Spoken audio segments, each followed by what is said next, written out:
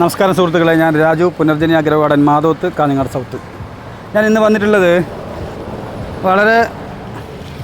ഇപ്പം വളരെ പേര് കേട്ടിട്ടുള്ള ഒരു നല്ലൊരു പഴം, അതായത് ദുരിയനെ ഒന്ന് പരിചയപ്പെടുത്താൻ വേണ്ടിയിട്ടാണ്. ശരിക്കും ഇതിൻ്റെ സ്വദേശം മലേഷ്യയാണ്. ദുരിയനെ എല്ലാവർക്കും അറിയാം. നല്ല വില കൂടിയൊരു പഴമാണ് കേട്ടോ. ദുരിയൻ എന്ന് പറയുന്നത് നല്ല വില കൂടിയൊരു പഴമാണ്. പഴങ്ങളിൽ ഏറ്റവും ടേസ്റ്റ്, പഴങ്ങളുടെ രാജാവ് എന്ന് പറയാം ദുരിയന. അതാണ് ഏറ്റവും ടേസ്റ്റാണ്. അതാണ് ദുരിയൻ്റെ കുറിച്ച് പറയാനുള്ളത്.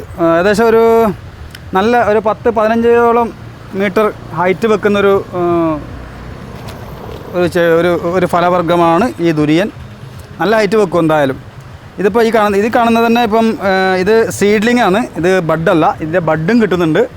നമുക്ക് ഏകദേശം ഒരു ബഡാണെങ്കിൽ ഒരു 2.5 മുതൽ ഒരു 3.5 വർഷത്തിൻ്റെ ഉള്ളിൽ കായ്ക്കുന്നുണ്ട്. ബഡ് 2.5-3.5. അല്ല, സീഡ്ലിംഗ് ആണെങ്കിൽ തന്നെ ഒരു 4-5 വർഷത്തിനുള്ളിൽ സീഡ്ലിംഗും കായ്ക്കുന്നുണ്ട്. 4-5 വർഷം. ഏകദേശം ഒരു 3 വർഷം ആയിട്ടുള്ളൊരു തൈയാണ്. ഇത് കണ്ടില്ല, 3 വർഷത്തോളം ആയിട്ടുള്ളൊരു തൈയാണ്. ഈ ബഡാകുമ്പോൾ അതിൻ്റെ ഒരു ബുദ്ധിമുട്ടെന്ന് പറഞ്ഞാൽ ചില സമയത്ത് ബഡ് ഉണങ്ങിപ്പോകുന്നുണ്ട്. അങ്ങനെ വളരെ നല്ല വണ്ണം ശ്രദ്ധിച്ചില്ലെങ്കിൽ ബഡ് നിൽക്കാൻ സാധ്യത കുറവാണ്. പക്ഷേ സീഡ്ലിംഗ് നന്നായിട്ട് വളരും, കുഴപ്പമില്ല. എന്തായാലും ഒരു 4-5 വർഷത്തിനുള്ളിൽ നമുക്ക് സീഡ്ലിംഗിലും കായ കിട്ടുന്നുണ്ട്. പിന്നെ ഇത് മുറിക്കുമ്പോൾ ഇതിൻ്റെ ഒരു പറയപ്പെടുന്നൊരു ദോഷം എന്ന് പറയുന്നത്, ഇത് മുറിക്കുമ്പോൾ ചെറിയൊരു മണം, അത് എല്ലാവർക്കും ഉൾക്കൊള്ളാൻ പറ്റുന്നതല്ല. ഒരു മണമുണ്ട്. ഇപ്പോൾ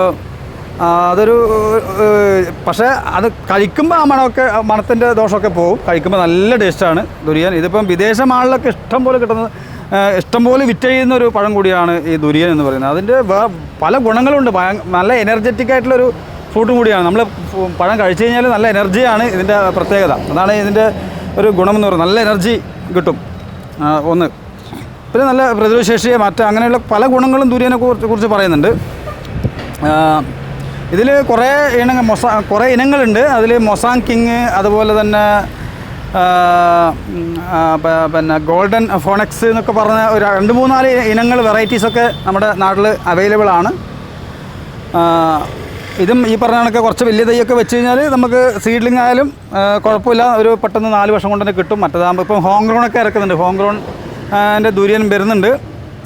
പക്ഷേ ഇതന്നെ ഈ മഴക്കാലത്തൊക്കെ ചിലപ്പോൾ അത് ഫംഗസ് അടിച്ച് നശിച്ചു പോകാൻ സാധ്യതയുണ്ട്, ചെറിയ തൈയൊക്കെ ആണെങ്കിൽ.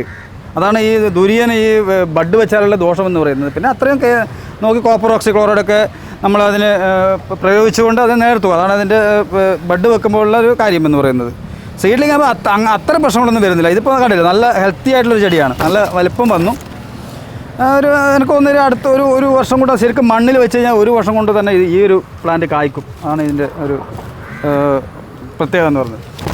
അപ്പോൾ ഇതാണ് ദുരിയനെ കുറിച്ച് പറയാനുള്ളത്. താല്പര്യമുള്ളവർ വീട്ടുപറമ്പിൽ വെക്കുക. നമ്മൾ ദുരിയൻ്റെ കണ്ടിട്ടുണ്ടാകും, ഈ പുറം ഇത് ചട്ട എന്ന് പറഞ്ഞാൽ നമ്മൾ ചക്കപ്പഴമില്ല, അതിൻ്റെ അതേ മോഡൽ തന്നെയാണ്. അത്ര വലുതല്ലാന്നേ ഉള്ളൂ, ചെറുത്. അതിൽ അടുക്കുകളായിട്ടാണ് ഈ പഴങ്ങൾ ഉണ്ടാകുന്നത്. ഇതിൻ്റെ ഉള്ളിൽ 2-3 അടുക്കുകളായിട്ട് ഈ പഴം നമുക്ക് എടുക്കാൻ പറ്റുന്നതാണ്. അതാണ് ഈ ദുരിയൻ.